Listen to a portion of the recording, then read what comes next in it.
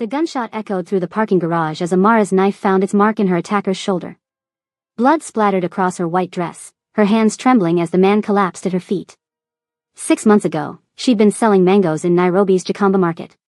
Now she stood in a sole parking garage, having just killed a man to survive. This wasn't how her story was supposed to go. If you've ever felt trapped in a situation you never chose, stay with me because Amara's journey from victim to survivor will leave you speechless. Before we dive deeper into this intense story, hit that subscribe button and turn on notifications so you never miss our incredible true stories. Drop a comment below telling me what you would do in Amara's situation. Now let's go back to where it all began.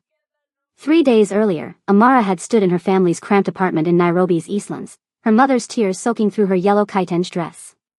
Her father sat in the corner, unable to meet her eyes. The shame was too heavy.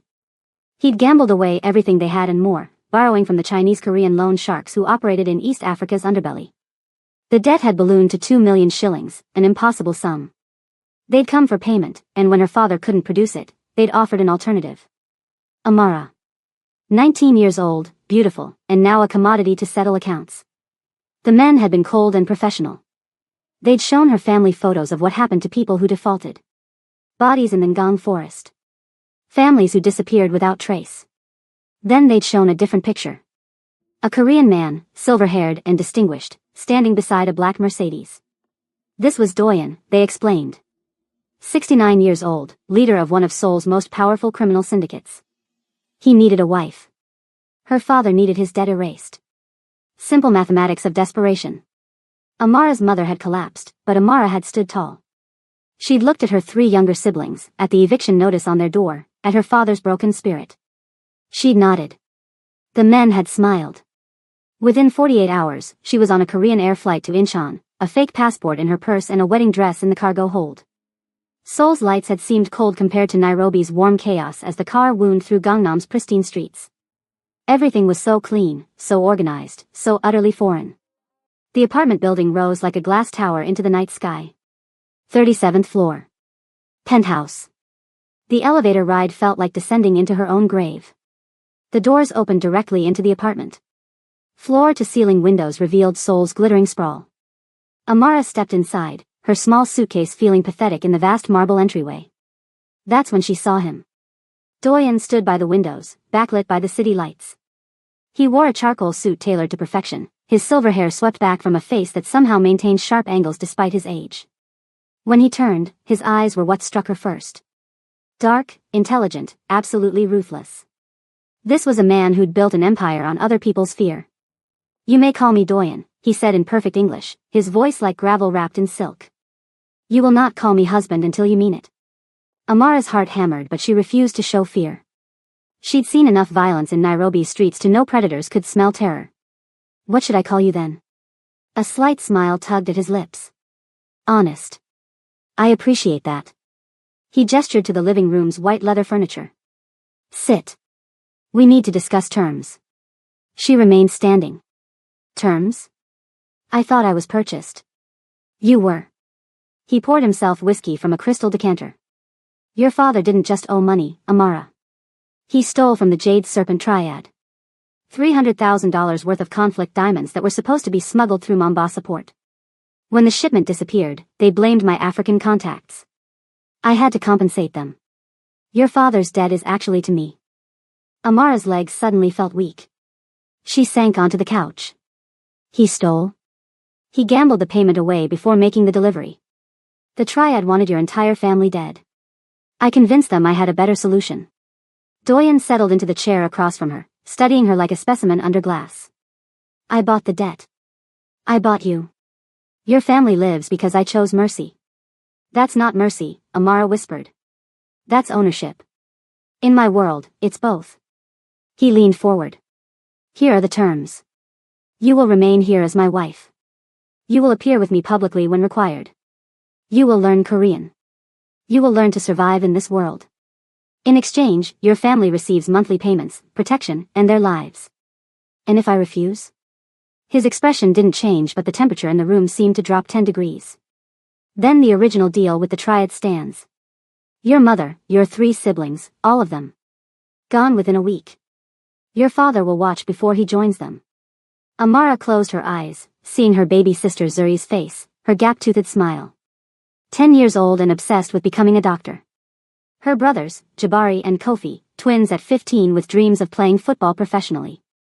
Her mother, who'd worked 3 jobs to keep them fed after her father lost his job. All of them, dead, because of one man's weakness and greed.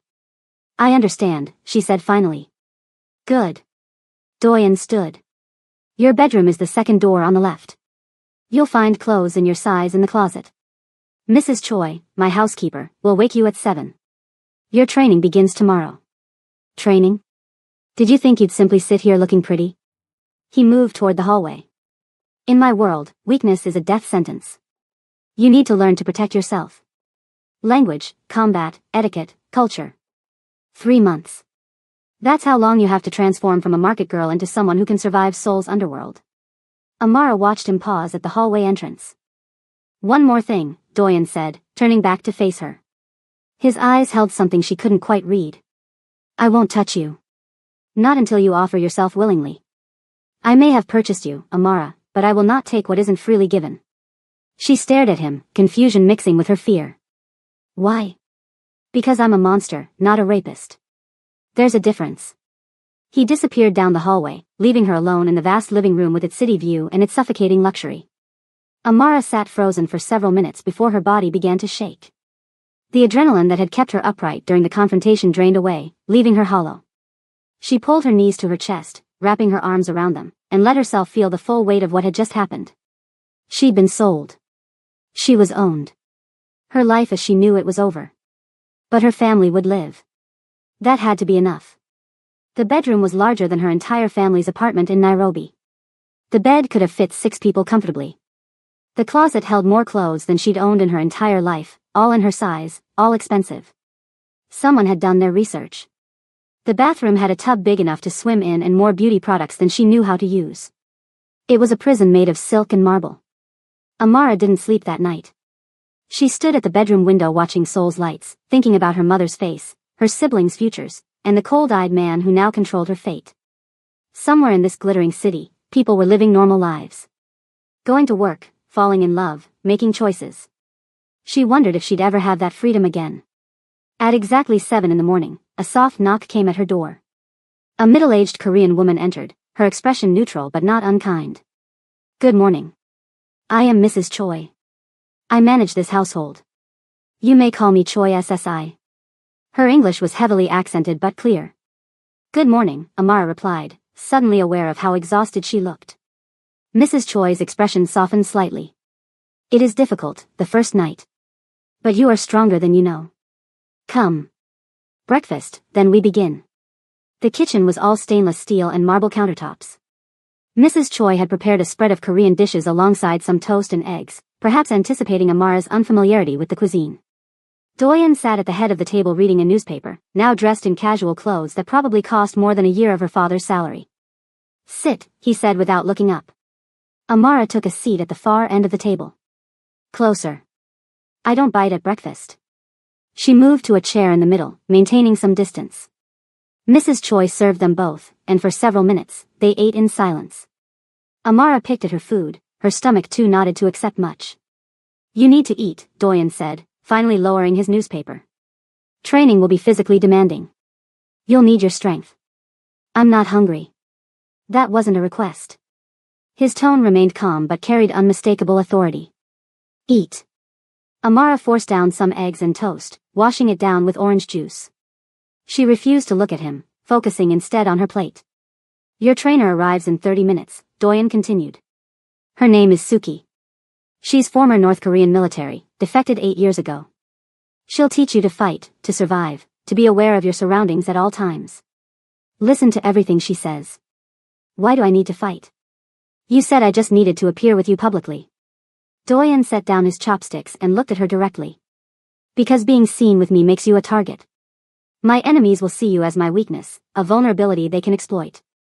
You need to be able to defend yourself when I'm not there to protect you. How thoughtful, Amara said, unable to keep the bitterness from her voice. Worried about your investment? Something flashed in his eyes, anger perhaps, but it disappeared as quickly as it came. Worried about keeping you alive. There's a difference. He stood, grabbing his suit jacket from the back of his chair. Taemin will be here as well.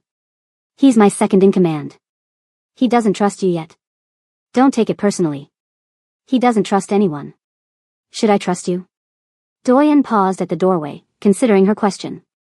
No. But you can trust that I keep my word. Your family will be protected as long as you fulfill your part of our agreement. That's more certainty than most people in this world have. After he left, Mrs. Choi cleared the dishes. He is not as cold as he seems, she said quietly. He bought me like property. Yes. But he could have done much worse. In this world, that matters. Mrs. Choi met her eyes. I know you don't want to hear this now. But survival comes first. Understanding comes later. Hatred can wait. Before Amara could respond, the elevator chimed. A woman strode in, all lean muscle and sharp eyes. She wore black tactical pants and a fitted t-shirt, her hair pulled back in a severe ponytail. This had to be Suki. So you're the African girl, Suki said in English, circling Amara like a predator assessing prey. Stand up. Amara stood, lifting her chin. She dealt with bullies in Nairobi. She could handle this. Suki moved with lightning speed, sweeping Amara's legs out from under her. Amara hit the marble floor hard, the impact driving the air from her lungs. She lay there gasping while Suki stood over her. Lesson 1. Your pride will get you killed. Your ego will get you killed. Your stubbornness will get you killed. Suki extended a hand. Now get up. We have work to do. Amara took the offered hand, letting Suki pull her to her feet. Her back ached from the fall, but she refused to show it. Good. You don't cry easily. That's something. Suki headed toward a door Amara hadn't noticed before. This way. Doyen had a training room installed last week. Gym equipment, mats, weapons. Everything we need. The training room was impressive, a full gym with padded floors and mirrored walls. Weapons hung in locked cases along one wall. Knives, staffs, things Amara couldn't even name. Strip down to your underwear, Suki commanded. I need to see what I'm working with. Amara hesitated, her arms crossing protectively over her chest. Why? Because I need to assess your body type, your muscle development, your flexibility. How else can I design a training program? Suki's expression showed no patience for modesty. I've seen thousands of bodies, girl. Yours isn't special. Strip. Feeling humiliated but seeing no alternative, Amara removed her clothes down to her underwear. Suki walked around her, occasionally pressing on her shoulders, her arms, her legs, testing muscle tone and joint flexibility. You're stronger than you look. Good bone structure. Decent flexibility. You've done physical labor. Suki's assessment was clinical, detached. But you're soft where it matters. No combat training, no awareness of your center of gravity, no understanding of leverage points. We're starting from zero. I survived Nairobi streets. That counts for something. Surviving and fighting are different skills. Suki tossed her a set of workout clothes. Put these on. We start with basics. How to fall without breaking bones. How to protect your vital organs. How to use an attacker's momentum against them. Later, we'll move to weapons. The next 3 hours were the most physically demanding of Amara's life. Suki was relentless, making her fall and roll hundreds of times until her body learned to absorb impact. Teaching her pressure points on the human body where even a weak strike could incapacitate. Showing her how to escape various holds and grabs. Again, Suki barked as Amara collapsed on the mat, sweat pouring down her face. You think your attacker will give you a break because you're tired? I can't, Amara gasped. Can't or won't? Suki crouched beside her. You want to know why I'm hard on you? Because out there, Doyen's enemies won't care that you're new to this world. They'll see a pretty African girl who might give them leverage over one of Seoul's most powerful men.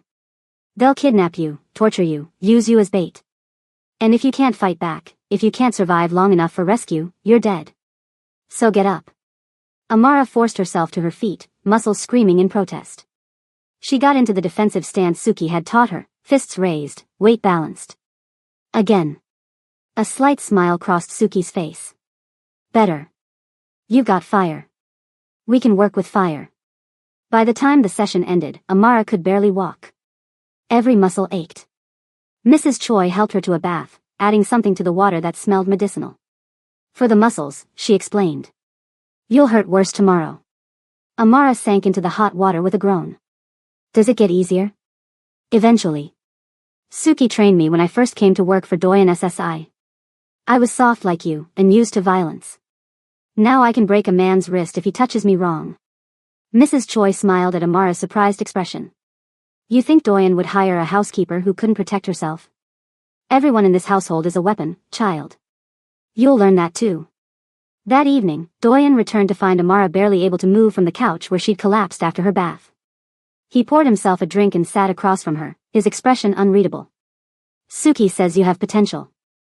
High pain tolerance. Quick learner. Stubborn enough to push through exhaustion. He sipped his whiskey. She also says you have a death wish. You kept attacking when you should have defended. Better to die fighting than to die cowering. Brave words from someone who's never actually faced death. Doyen set down his glass. You think you understand this world because you grew up in Nairobi's slums. You think poverty and street violence prepared you. They didn't. The violence you knew had rules, boundaries. People killed for reasons, revenge or money or territory. Here, people kill because you looked at them wrong. Because you exist. Because they're bored. Then why bring me here? Why not just pay off the debt and leave my family alone? Doyen was quiet for a long moment, his eyes fixed on the city lights beyond the windows. Because I'm 69 years old and I've built an empire with no one to share it with. Because every woman who's ever approached me wanted my money or my power or both. Because I've never had something that was truly mine, chosen by me, not given out of fear or greed. He looked at her then, and for the first time, she saw something human in those cold eyes. You hate me. I understand that. But your hatred is honest. It's real. That's more valuable than 1,000 fake smiles from women who pretend to love me. Amara stared at him, trying to reconcile this admission with the monster who'd threatened her family. You're insane. Probably. He stood, moving toward his study. Your Korean lessons start tomorrow afternoon. A tutor will come after your morning training session. You have 3 months to become conversational. I suggest you take it seriously. The people in my world will see any weakness as an opportunity. Over the following weeks, Amara's life fell into a brutal routine. Morning training with Suki that left her battered and exhausted. Afternoon Korean lessons with Professor Min, a patient elderly man who somehow made verb conjugations feel like life or death. Evenings either alone or with Doyen, who would sometimes join her for dinner and conversation, other times disappearing for days on business she didn't want to understand. The physical transformation came first. Her body hardened, muscles defining themselves under her skin. She could fall from height and roll to absorb impact. She could disarm someone reaching for her. She knew 14 ways to incapacitate an attacker with her bare hands. Suki began weapons training, starting with knives.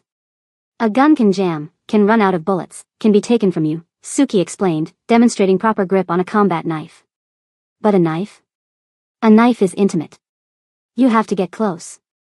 You have to commit. Most people hesitate. That hesitation gets them killed. Amara practiced on dummies, learning strike points, learning to cut without thinking. The first time she drove the training knife into the gel dummy's throat, she vomited afterward. By the 100th time, her hands were steady. The language came harder. Korean's grammar felt backward to her English-trained mind, and the formality levels confused her. But Professor Min was patient, using practical situations. How to greet Doyen's associates. How to politely decline without giving offense. How to sound respectful while maintaining dignity. You're doing well, Professor Min said one afternoon, 6 weeks into her training. Your accent is still obvious, but your grammar improves daily. Soon you'll be able to navigate conversations without embarrassment. Why does it matter so much? Amara asked, frustrated after stumbling over another honorific. They'll all know I'm not Korean. They'll judge me anyway. Respect isn't about being Korean, the professor replied. It's about showing effort. If you speak their language, even imperfectly, you show you care enough to try. In this world, that matters more than you think. Doyen had been gone for 5 days on business in Busan when he finally returned. Amara had just finished her evening training session, still sweating, when he walked into the gym. He watched from the doorway as she practiced knife techniques against the dummy, her movements fluid now, almost graceful. You've improved, he said in Korean. She responded in the same language, her words careful but clear. Suki is a good teacher. Something shifted in his expression, surprise maybe, or was it pride? Your accent is terrible, but you understand. Good. He switched back to English. We have an engagement tomorrow night. Business dinner with associates from Tokyo. You'll accompany me. Amara's stomach dropped. I'm not ready. You're ready enough. They need to see you, to understand that I'm not someone to be trifled with. He moved closer, studying her. You'll wear the black dress Mrs. Choi selected. You'll stay by my side. You'll speak only if spoken to directly. And if anyone threatens you or disrespects you, you'll handle it yourself. I won't intervene unless absolutely necessary. You're using me as bait. I'm showing them you're more than decoration. His eyes held hers. This is your test, Amara. Pass it, and you'll earn respect in this world. Fail, and you'll always be seen as my weakness. That night, Amara barely slept. She ran through every scenario Suki had taught her, every pressure point, every defensive move. Mrs. Choi woke her early, helping her prepare. The black dress was elegant but allowed movement, the heels high enough to be formal but stable enough to run in if needed. Her hair was styled in elegant braids that showcased her face while keeping it out of her eyes. When she emerged from her room, Doyen was waiting in a tailored black suit. He looked her over with an expression she couldn't read. You look like someone who belongs in my world now. I'll never belong in your world. Perhaps not. But you can survive in it. That's what matters tonight. He offered his arm. Stay close. Watch everything. Trust no one. The restaurant was in Gangnam, exclusive enough that it had no sign, just a number on an unmarked door. Inside was all dark wood and private rooms. They were led to the largest room where 5 men already waited. 4 were Korean, middle-aged and hard-eyed. The 5th was Japanese, younger, maybe 40, with a scar running from his eyebrow to his jaw. Doyen SSI, the scarred man said in Korean, his tone mocking the respectful suffix. How generous of you to finally grace us with your presence. And you've brought entertainment. His eyes raked over Amara in a way that made her skin crawl. This had to be Takashi, the man Doyen had warned her about. The one who'd been encroaching on his territory, testing boundaries. This is my wife, Amara, Doyen said calmly, guiding her to a seat. She's learning our ways. African wife, Takashi said, switching to English now. Very exotic. Tell me, did you buy her at a market? I hear that's still common in those countries. The other men shifted uncomfortably, but no one challenged him. Amara felt Doyen's hand briefly squeeze hers under the table, a warning to stay calm. She kept her face neutral, remembering Suki's lessons about controlling her reactions. My wife is Kenyan, Doyen replied evenly. And she understands more than you think. Perhaps you should show respect. Respect? Takashi laughed. For your pet? Doyen, you've gone soft in your old age. 69 years old and you're playing house with a girl young enough to be your granddaughter. The Seoul syndicates are laughing at you. Before we continue with what happens next in this intense confrontation, I need to ask you something. Have you ever been in a situation where you had to prove yourself to people who already decided you weren't worth their respect? Drop your story in the comments below because what Amara does next will shock you. And if you're enjoying this story, hit that like button and subscribe so you don't miss how this dangerous situation unfolds. Now let's get back to the dinner from hell. The tension in the room was thick enough to cut. Amara felt every eye on her, waiting to see if she'd crack, if she'd prove Takashi right. She thought about her training, about everything Suki had taught her. About the pressure points on the human body. About using an opponent's expectations against them. She smiled sweetly at Takashi and spoke in careful Korean. You have something on your jacket. Let me help. Before anyone could react, she reached across the table as if to brush off his shoulder. Her fingers found the pressure point at the base of his neck, exactly where Suki had shown her. She pressed hard. Takashi gasped, his hand flying to his neck as pain shot through his shoulder and down his arm. The sake cup he'd been holding clattered to the table. Oh, I'm so sorry, Amara said in English, her tone innocent. Did I hurt you? I'm still learning appropriate touching in Korean culture. Perhaps you should teach me proper boundaries. The room went silent. Takashi's face had gone red, whether from pain or embarrassment, Amara couldn't tell. The other Korean men looked between Doyen and Takashi, clearly unsure how to react. Doyen's expression remained neutral, but she caught the slight upward curve of his lips. Takashi slowly straightened in his chair, rubbing his neck where Amara's fingers had struck. His eyes had gone cold, dangerous. You little. Careful, Doyen's voice cut through the tension like a blade. My wife just demonstrated that she can defend herself. Something your own wife probably wishes she could do, given your reputation. The insult hung in the air. One of the Korean men actually smiled before quickly covering it with his hand.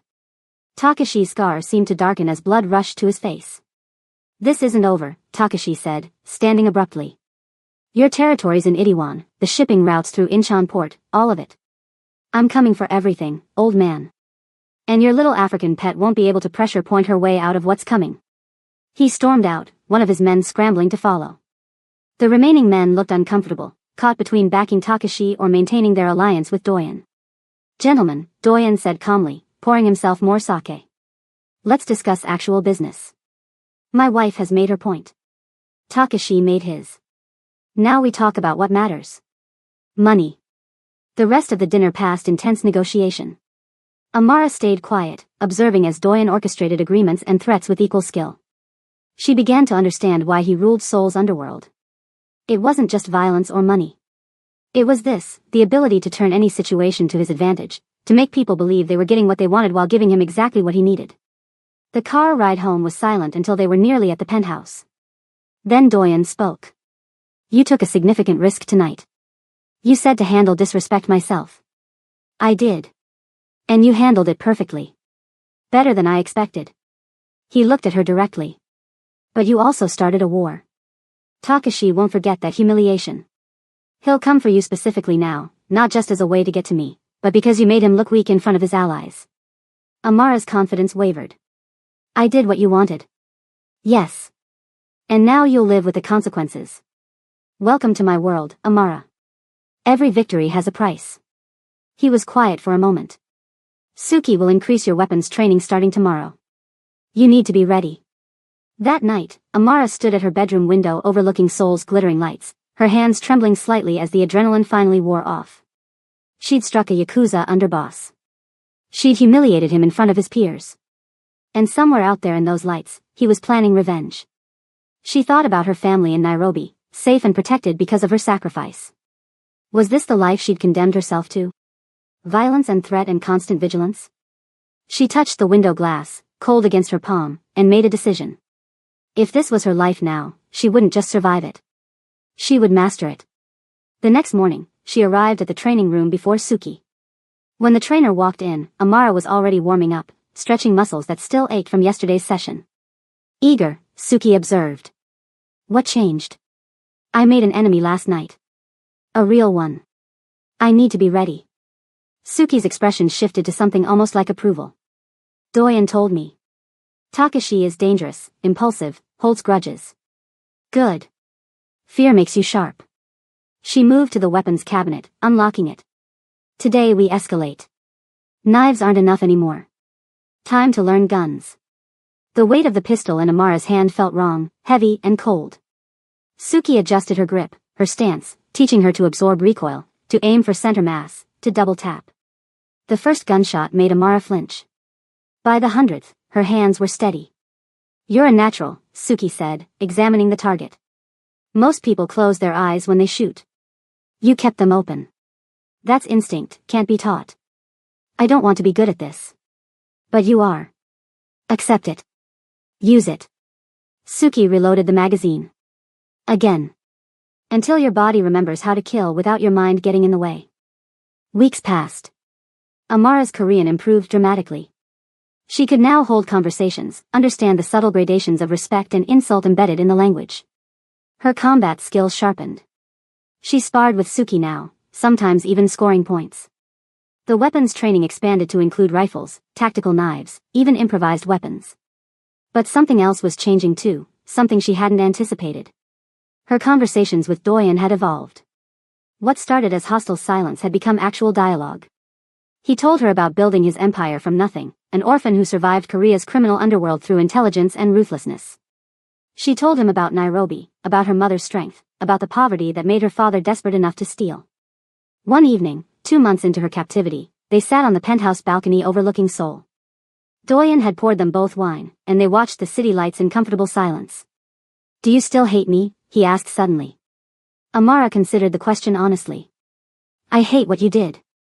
Buying me, threatening my family, taking away my choices. But you? She looked at him, This silver-haired man who'd shown her unexpected gentleness alongside his cruelty. I don't know anymore. You're not what I expected. What did you expect? A monster.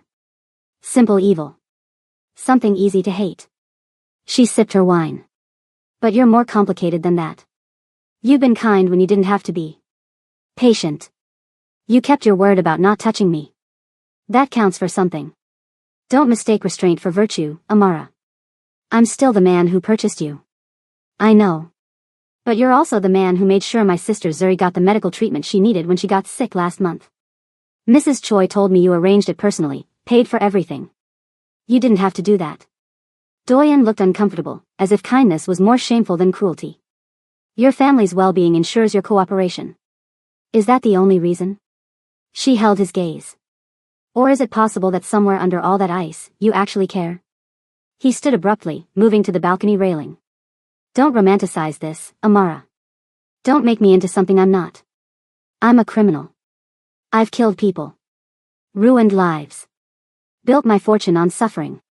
The kindness you see is just self-interest with better packaging. Maybe, Amara said, standing beside him. Or maybe you've been alone so long you've forgotten how to recognize your own humanity. He turned to her then, and the look in his eyes made her breath catch. It wasn't cold anymore. It was raw, vulnerable, almost desperate. You're 19 years old. You should hate me. You should be planning escape, plotting revenge. Instead, you're standing here telling me I'm human. What's wrong with you? What's wrong with you? She countered. You're 69 years old. You could have any woman in Seoul willing to overlook your past for your money. Instead, you bought a girl from Kenya who can barely stand you. Why? Because they would be pretending, he said quietly.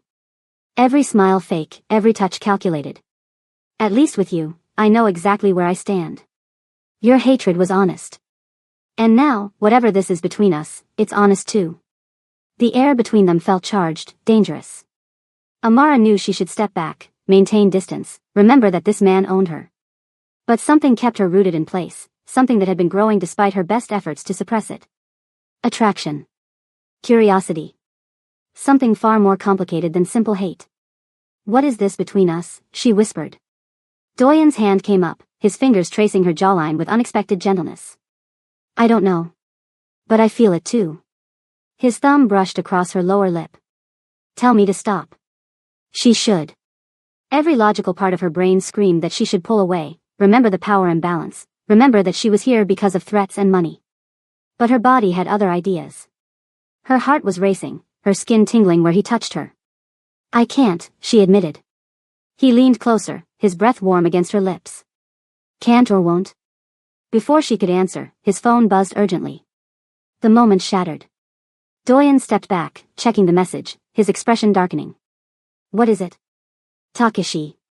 He hit one of my shipments at Incheon port. 3 of my men are dead. He was already moving inside, grabbing his jacket. I have to go. Taemin is downstairs. He'll stay with you. Don't leave the penthouse. Doyen. He paused at the elevator. We'll finish this conversation. But right now, I have a war to manage. The doors closed, leaving her alone with the ghost of his touch on her skin and 1,000 questions with no answers. The next morning, Amara woke to find Doyen hadn't returned. Taemin stood guard in the living room, his face expressionless but his eyes alert. Mrs. Choi moved through the apartment more quietly than usual, tension evident in her shoulders. Is he okay? Amara asked. Doyen SSI handles his business, Taemin replied in Korean, his tone making clear he didn't want to discuss it with her. Suki arrived for training, but even she seemed distracted. Takeshi is escalating faster than expected. 3 dead is a message. He's declaring open war. What does that mean for us? It means you don't leave this building without 4 guards minimum. It means we triple your weapons training. It means the next time someone comes for you, they won't just grab you. They'll try to kill you.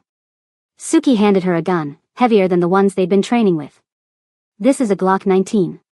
From now on, you carry it everywhere. Doyen's orders. Amara stared at the weapon. I'm not a killer. You will be if you want to survive. Now, let's practice until loading and firing becomes muscle memory. 3 days passed before Doyen returned.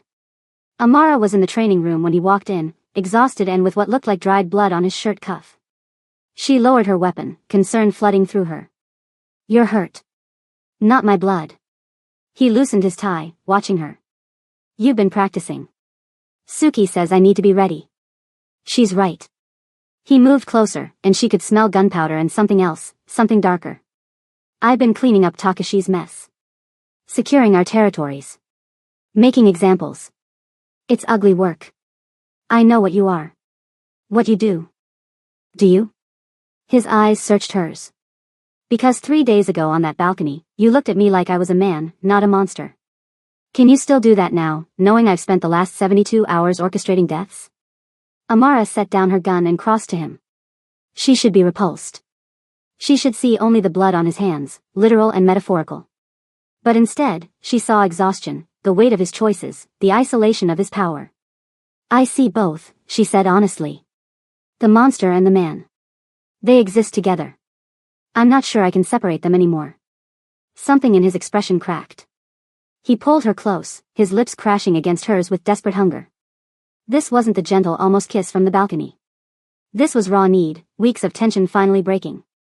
Amara kissed him back with equal intensity, her hands fisting in his shirt, pulling him closer. When they finally broke apart, both breathing hard, Doyen rested his forehead against hers. This is insane. You know that, right? The age difference, the circumstances, everything about this is wrong. I know. You should run from me. Save yourself. Where would I run? You own my life, remember? But there was no bitterness in her tone now, just resigned acceptance. I could give it back.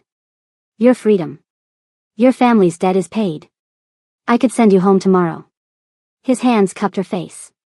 Say the word. Amara's heart seized. He was offering her everything she thought she wanted. Freedom. Home. Her old life back. But as she looked into his eyes, she realized with startling clarity that she didn't want to leave. Not anymore. What if I don't want to go? Then you're more damaged than I thought, he said, but his arms tightened around her. Or more brave. I can't decide which. Maybe both. She traced the line of his jaw, feeling the stubble there. You asked what this is between us. I think it's two broken people finding something unexpected in the worst possible circumstances. Unexpected, Doyen repeated, his thumb stroking her cheek.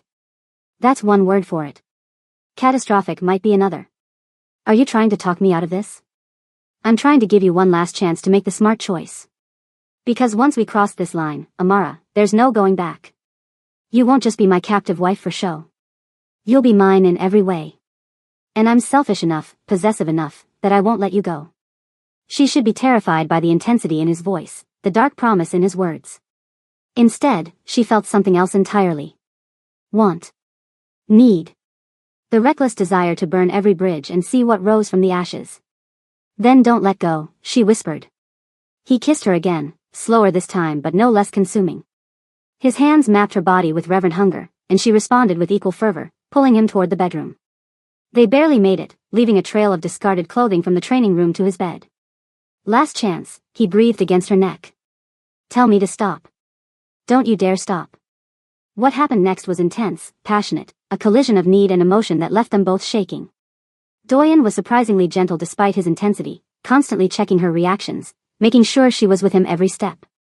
When it was over, they lay tangled together, her head on his chest, his fingers tracing patterns on her shoulder.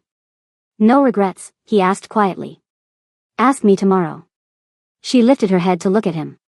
Right now, I'm too confused to regret anything. He laughed, the sound rusty as if he rarely used it. Honest to the end.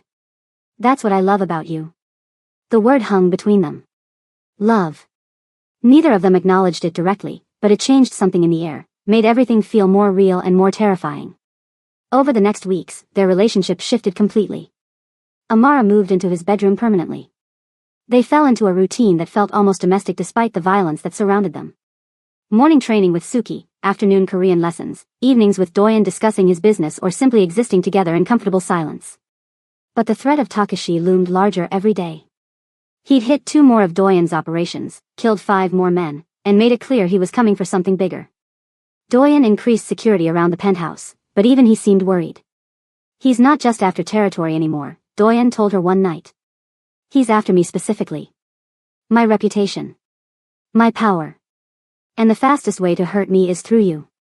So what do? We prepare. We train. And we wait for him to make his move so we can end this. He pulled her closer. I won't let him take you, Amara. I promise you that. 3 months into her time in Seoul, Amara was invited to join a meeting with Doyen's inner circle. She sat beside him at the conference table while Taemin and 5 other men discussed Takashi's movements, their defensive positions, and potential offensive strategies. We could hit his operations in Busan, one man suggested. Cut off his supply lines. Too risky, Taemin countered. He's expecting that. We'd lose more men than we could afford. What about his family? Another voice offered. His wife, his daughter in Tokyo. If we threaten them. No. Doyen's voice cut through the discussion like steel. We don't touch families. That's a line we don't cross.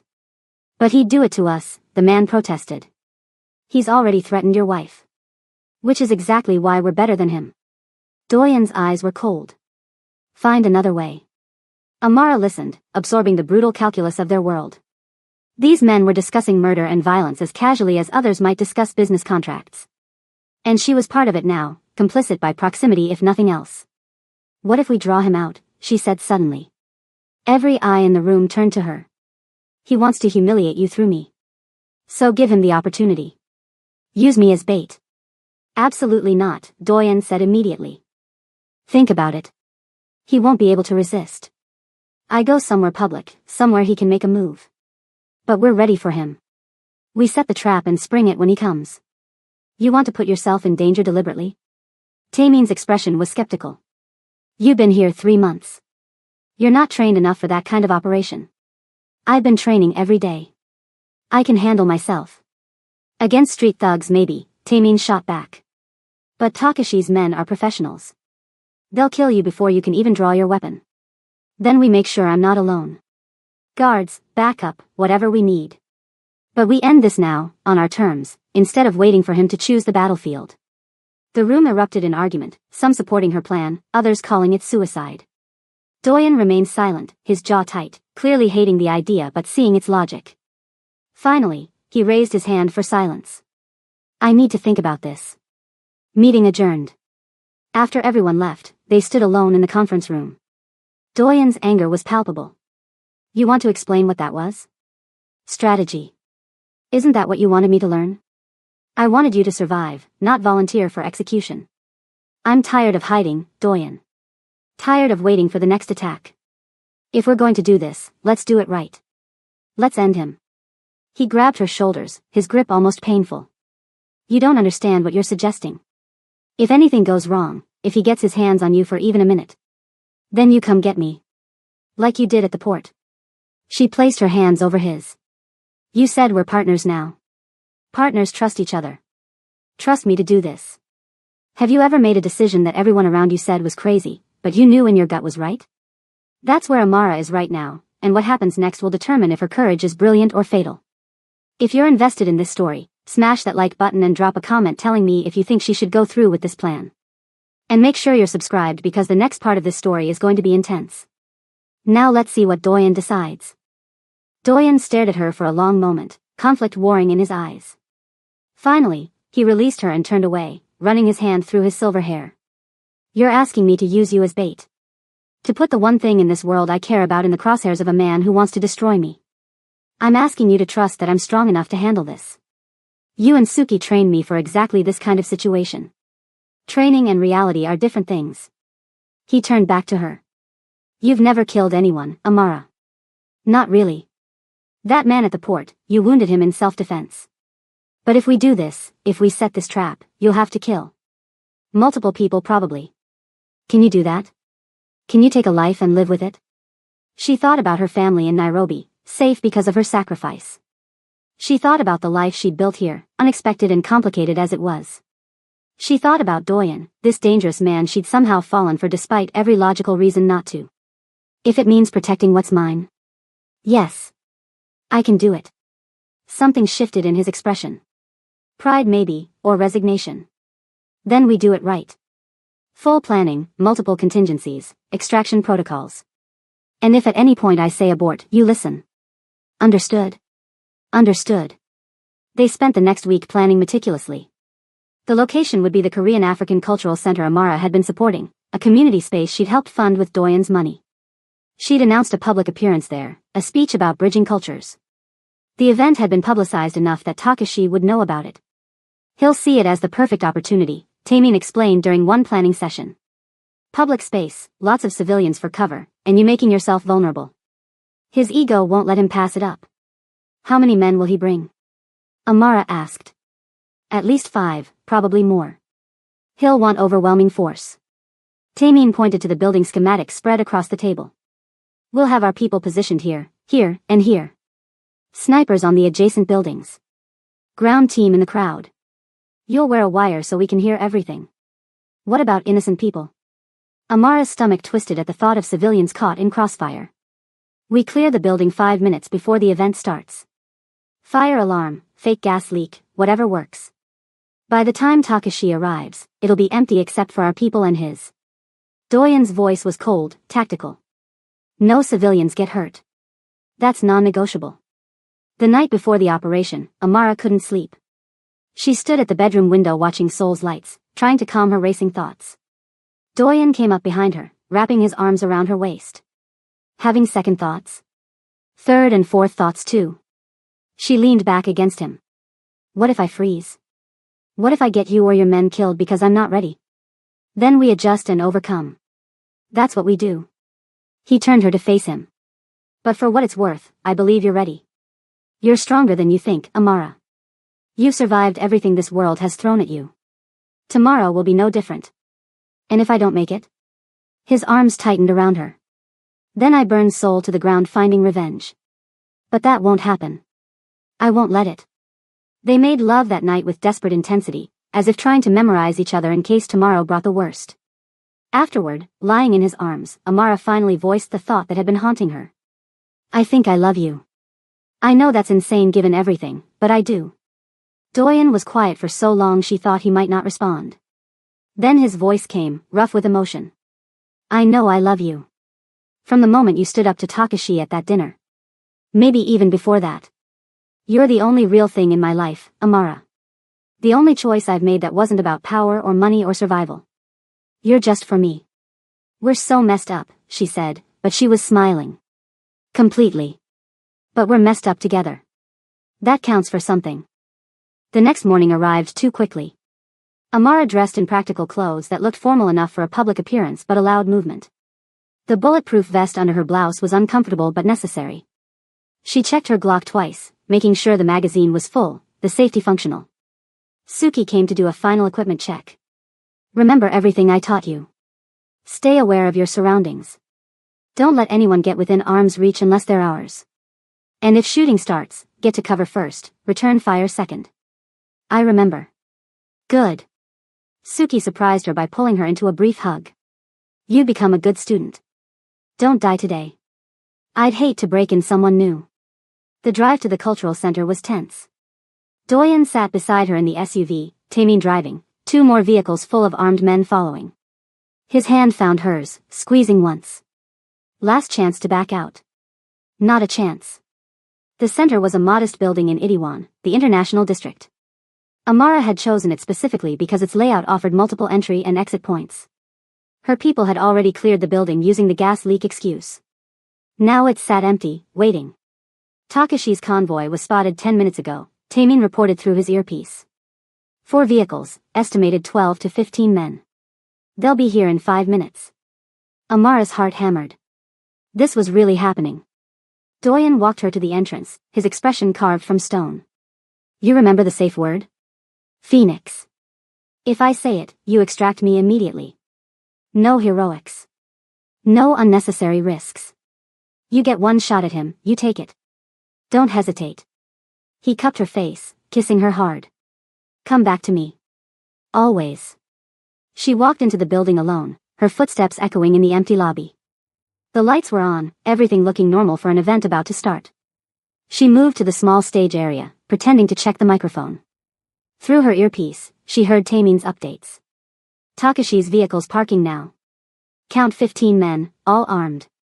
He's with them, coming to the front entrance. Amara's mouth went dry.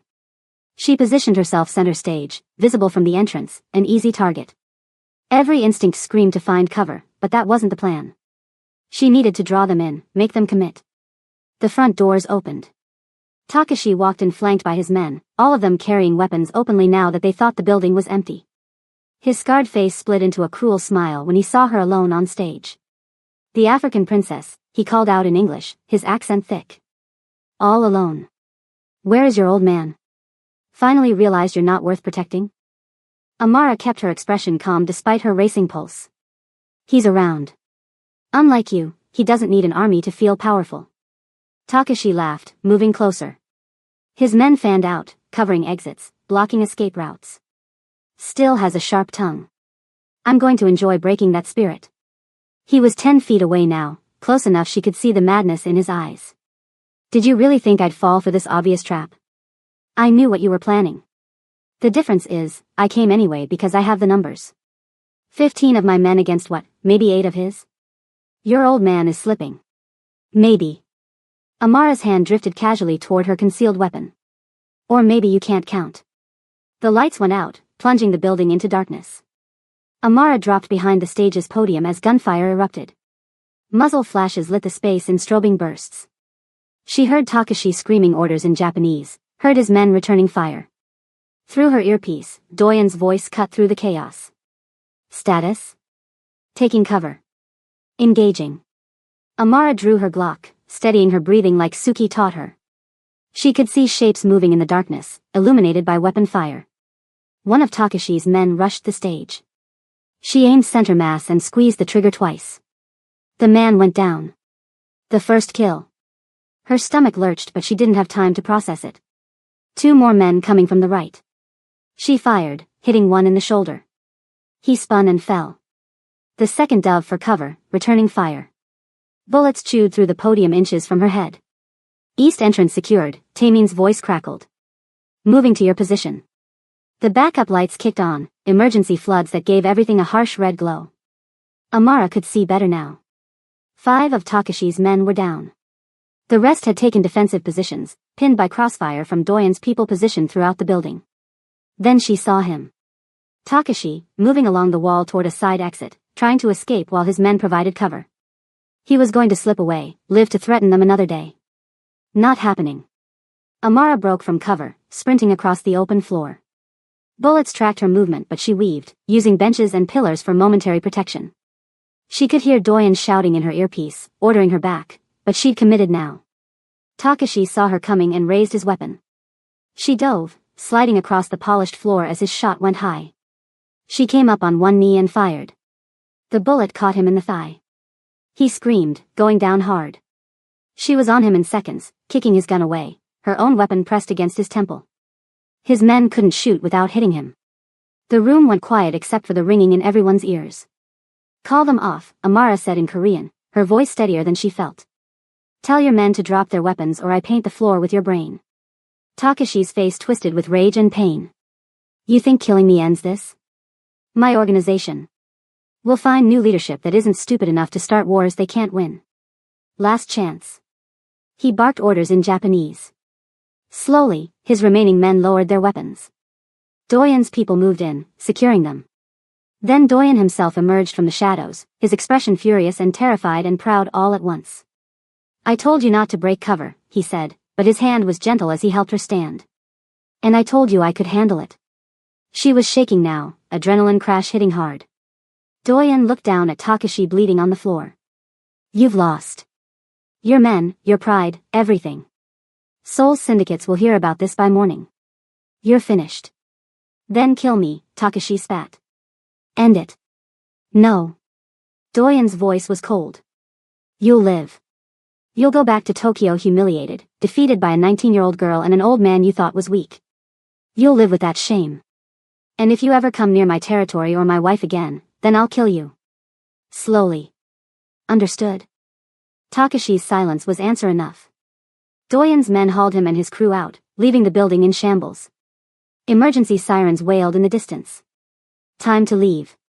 In the SUV racing away from the scene, Amara finally let herself feel everything she'd been suppressing.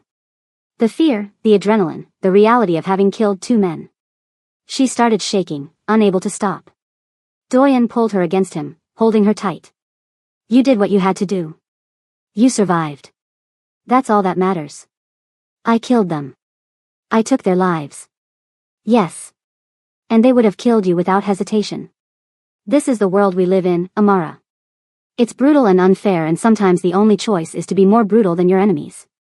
She buried her face in his chest, letting him anchor her as the shock worked through her system. Mrs. Choi was waiting at the penthouse with hot tea and gentle words. Suki checked her for injuries, found none, and actually smiled. You were magnificent, the trainer said. Stupid, reckless, but magnificent. I'm proud of you. That night, Amara couldn't sleep despite her exhaustion. Every time she closed her eyes, she saw the men she'd killed, saw their faces as they fell. Doyen held her through the worst of it, speaking quietly about his own first kills decades ago, about learning to carry that weight without letting it destroy you. It never gets easier, he admitted. You just get better at living with it. But the fact that it bothers you, that you feel the weight of those deaths, that means you're still human. Don't lose that, Amara. Stay human even in this inhuman world. 3 days later, word came that Takashi had returned to Tokyo, his reputation in ruins. The other Yakuza bosses had distanced themselves from him. Doyen's position in Seoul was stronger than ever, his territory secure. But something unexpected happened. Sitting at breakfast a week after the confrontation, Amara felt violently nauseous. She barely made it to the bathroom before throwing up. Mrs. Choi found her there, pale and shaking. How late? The housekeeper asked knowingly. What? Your monthly cycle. How late? Amara's mind raced. With all the chaos, she hadn't been paying attention. But now that Mrs. Choi mentioned it. 3 weeks. Maybe 4. Mrs. Choi's expression softened. I'll get a test. 2 hours later, Amara stared at the positive pregnancy test in disbelief. This wasn't possible. Doyen was 69 years old. The chances of conception should have been nearly 0. But the test didn't lie. She found Doyen in his study reviewing reports. He looked up when she entered, immediately sensing something was wrong. What happened? Amara couldn't speak. She simply handed him the test. He stared at it, his expression cycling through confusion, disbelief, and finally something that looked like wonder. This is real? His voice was barely a whisper. 3 tests. All positive. She sat down heavily, still processing. I didn't think it was possible at your age. Neither did I. He set the test down carefully, as if it might break. A child. My child. Our child. He looked at her, and for the first time since she'd met him, she saw tears in his eyes. Amara, I never thought. I'd given up on having a family decades ago. Are you happy about this? She needed to know. Because I'm terrified. He crossed to her, pulling her into his arms. Terrified. Thrilled. Completely unprepared. All of it. He kissed her forehead. But yes, happy. So incredibly happy. What about your world? Your business? Can we really raise a child in this life? Doyen was quiet for a long moment. Then he made a decision she could see forming in his eyes. No. We can't. Which means I'm done. I'm out. What? I'll transfer operations to Taemin. Keep financial interests but step away from active leadership. We'll leave Seoul, find somewhere safe, somewhere quiet. Somewhere our child can grow up without this darkness. His hand rested on her still flat stomach. I've spent 69 years building an empire. It's time to build something that actually matters. You'd give up everything? Your power, your territory, everything you've worked for? For you? For our child? In a heartbeat. He cupped her face. You changed everything, Amara. Before you, I was just existing, accumulating power I didn't need for reasons I'd forgotten. You made me want to live again. To be better. This baby is a second chance I never thought I'd get. The transition took months. Doyen carefully transferred control to Taemin, ensuring his people were protected, his operations stable. They bought a house on Jeju Island, far from Seoul's chaos, a beautiful property overlooking the sea with room for a family. Amara's family came to visit from Kenya. Her mother cried when she saw her daughter, now visibly pregnant, standing beside the man who'd bought her but somehow became her choice. It was a complicated reunion, full of tears and forgiveness and tentative acceptance. I don't understand this, her mother said in Swahili, looking at Doyen. But I see that you're happy. That's all I wanted for you. I'm happy, Mama. I know it doesn't make sense, but I am. Her sister Zuri, now 11 and still dreaming of becoming a doctor, was fascinated by everything. You live like a princess, she whispered, exploring the house. But you fight like a warrior. Can you teach me? When you're older, Amara promised. For now, just study hard and chase those dreams. The pregnancy progressed smoothly. Amara studied Korean traditional practices for childbirth while also incorporating Kenyan customs. Their home became a fusion of cultures, Korean furniture beside African textiles, kimchi fermenting next to yugali flour in the kitchen. Suki visited occasionally, now working full-time for Taemin but checking on her former student. You've gone soft, she teased, watching Amara's pregnant belly. Domestic life suits you. I can still take you, Amara shot back with a grin. In your condition? I'd break you in half. But Suki's smile was genuine. I'm proud of you, you know. You survived when everyone thought you'd break. You thrived. That takes real strength. Doyen transformed in ways Amara wouldn't have believed possible. The cold crime lord melted away, replaced by a man who spent his days preparing a nursery, reading parenting books with endearing intensity, talking to her belly about everything and nothing. She's going to be beautiful like her mother, he said one evening, his hand on Amara's stomach feeling their daughter kick. And fierce. God help any boy who tries to date her. She? Amara laughed. We don't know yet. I know. A daughter. I can feel it. His expression turned serious. I want to name her Nala. It's Kenyan, means gift. Because that's what she is. A gift I never deserved but will spend the rest of my life earning. Amara's eyes filled with tears. Nala. I love it. Labor came on a spring morning, cherry blossoms falling outside their windows. Doyen held her hand through every contraction, whispering encouragement in Korean and English, staying calm even when she threatened to kill him for getting her pregnant. When Nala finally entered the world, tiny and perfect and screaming with indignation, Doyen wept openly. He held his daughter with shaking hands, this powerful man reduced to awestruck wonder by 7 pounds of infant. Hello, little gift, he whispered. I'm your father. I'm going to make so many mistakes, but I promise I'll love you with everything I am. Amara watched them, her heart so full it ached. This strange, impossible journey from captivity to love, from hatred to family. It shouldn't have worked. By every logical measure, it should have been a disaster. But somehow, against all odds, they'd built something real. Now, before we wrap up this incredible journey, I want to hear from you. Have you ever found love in the most unexpected place? Has your life ever taken a turn that seemed terrible but led you somewhere beautiful? Share your stories in the comments below. And if this story moved you, hit that like button and subscribe to our channel for more powerful true stories that prove love can bloom even in the darkest soil. Your support means everything. Months became years. Nala grew into a beautiful child with her mother's dark skin and her father's sharp intelligence. They taught her Korean and Swahili and English, raised her with both cultures flowing through her veins. Amara opened a medical clinic on Jeju serving immigrant communities, using Doyen's money for good. He mentored young people trying to escape gang life, offering them alternatives he'd never had. Their story was unconventional, born from circumstances no one would wish for. But it was theirs. Real and complicated and beautiful in its own way. One evening, watching the sunset over the ocean with Doyen's arm around her waist and Nala playing in the sand, Amara thought about that terrified girl on the plane from Nairobi. She'd been so afraid then, seeing only darkness ahead. She'd been wrong. There had been darkness, yes. Violence and fear and choices no one should have to make. But there had also been light. Growth. Strength she didn't know she possessed. And love in the most impossible place. No regrets? Doyen asked, reading her expression like he always could. Amara looked at her daughter, at the life they'd built from ashes and threats and desperate circumstances. Ask me tomorrow, she said, echoing her words from that first night together. He laughed, pulling her closer. Still honest to the end. Always.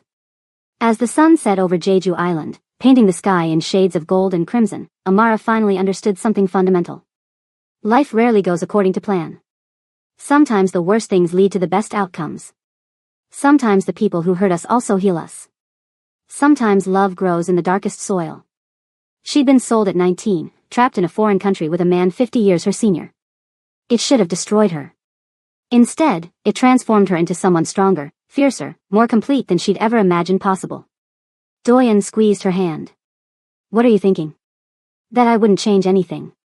Every terrible moment, every frightening choice, all of it led here. To you. To her. To us. Even those first weeks when you hated me? Especially those. They taught me I was strong enough to survive anything. She turned to kiss him. They taught us both that love isn't always gentle.